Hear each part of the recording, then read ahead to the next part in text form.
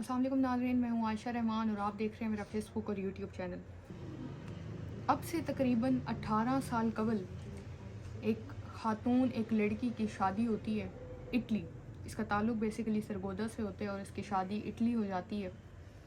जो इसके वालिदैन होते हैं वो ये देखते हैं, इसका जो शादी होती है वो इसके अपने ही कज़न के साथ होती है, और जो वो लड़का होता है वो इटली में मुकीम होता है, ना सिर्फ इटली में मुकीम बल्कि उसके पास वहाँ की नेशनैलिटी भी होती है। तो वालिदैन ये सोचते हैं कि ये बड़ी एक अच्छी मुनासिब जोड़ है, रिश्ता है कि वो शख्स इटली में मुकीम भी है, उसके पास नेशनैलिटी भी है, इससे ज़्यादा बढ़ के हमारी बेटी के लिए क्या होगा।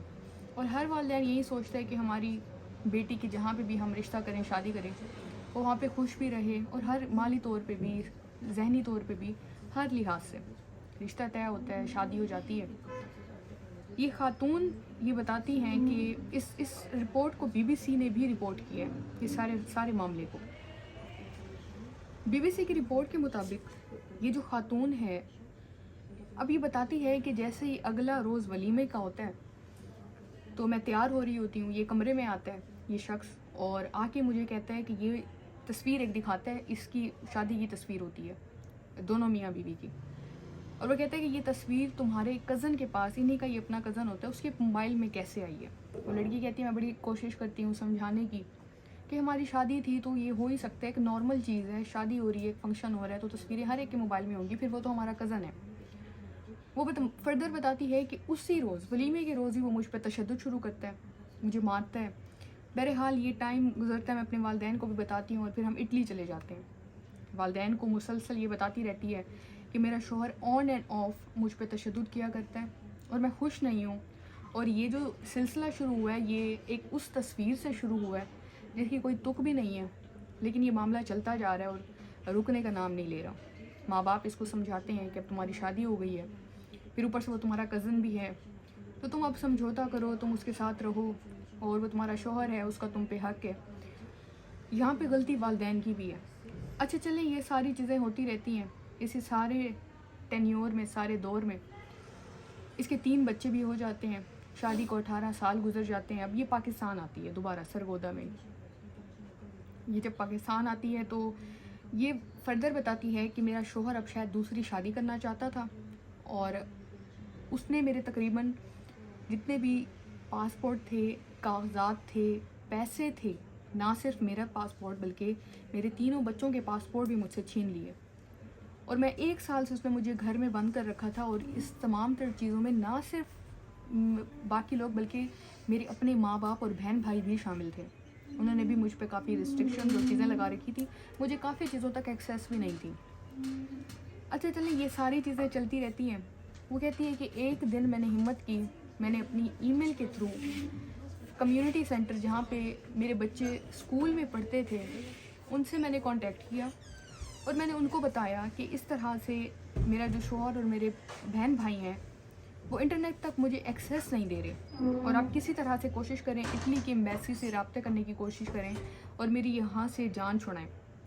अच्छा फर्दर ये कि ये जो लोग होते हैं जहाँ पे ये कम्युनिटी सेंटर में रब्ता करती है इटली की ही, वो लोग एम्बेसी को बताते हैं और एम्बेसी भी कुछ एक्टिव होती है। दूसरा ये कि एम्बेसी के ही लोग किसी एक नुमाइंदे को भेजते हैं इसके घर, लेकिन इसका भाई बिल्कुल भी मुलाकात करने की इजाज़त नहीं देता इस खातून और इसके बच्चों के साथ, जो कि इटली के नेशनैलिटी होल्डर होते हैं।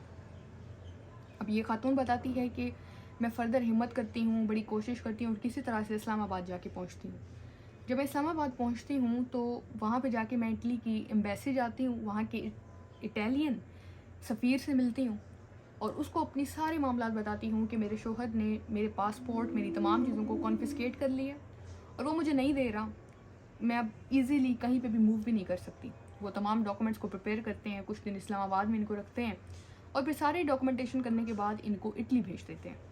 अब ये खातून अपने 3 बच्चों के साथ इटली जाती है, वहाँ पे अपने सारे मामलात करती है और कम्युनिटी सेंटर में रह रही हो और अपने ही शौहर के ख़िलाफ़ ये केस दर्ज करा देती है। अब कुछ दिन के बाद जैसे इसके शौहर को भी पता चलता है, वो भी इटली चला जाता है, वहाँ के नेशनैलिटी होल्डर होते हैं और उसके बाद उस केस को जाके फेस करते हैं। अच्छा ये इस टाइम ये खातून जो है वो ये बताती है कि मैं पेंटिंग्स करना चाहती थी, मैं बाकी चीज़ें करना चाहती थी, लेकिन मेरा शौहर मुझे करने नहीं देता था, मुझे इसकी इजाज़त नहीं देता था। اب وہ بتا رہی ہے کہ مجھے تمام چیزوں کی ایکسیس بھی ہے، میں پینٹنگز کر کے اپنا گزر بسر بھی کر رہی ہوں، جو شوہر مجھے یہ چیزیں بھی نہیں کرنے دیتا تھا۔ اب اس سارے معاملے میں اس خاتون کا صرف قصور نہیں ہے، بلکہ اس کے والدین کا بھی ہے۔ ولیمے کے اگلے ہی روز اور اس کے بعد 18 سال تک اس نے اس شخص کو برداشت کیا۔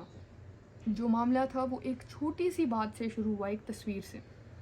وہ والدین کو بھی بتاتی رہی کہ ایسے ایسے معاملات چل رہے ہیں، بٹ انہوں نے کہا کہ اب تم نے گزارا کرنا ہے، وہاں رہنا ہے۔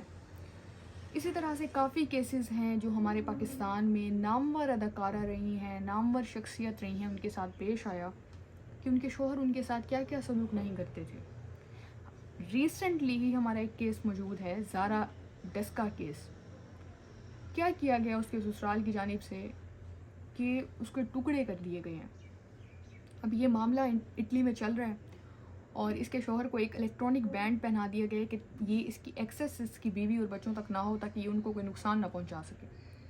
بس والدین کو بھی کچھ سوچنا چاہیے، اگر وہ اس ٹائم پہ اس شخص کو تنبیہ کرتے، سمجھاتے، ڈانٹتے تو معاملات اس حد تک نہ پہنچتے کہ یہ اس حد تک پہنچ جاتا، اور ہو سکتا تھا آنے والے دنوں میں قتل بھی کر دیتا، کیونکہ اب وہ دوسری شادی کا خواہش مند تھا اور اس نے یہ شرط رکھی کہ اگر میں تمہیں اجازت دیتی ہوں تم دوسری شادی کرو، لیکن تم مجھے پھر چھوڑ دو، مجھے طلاق دے دو۔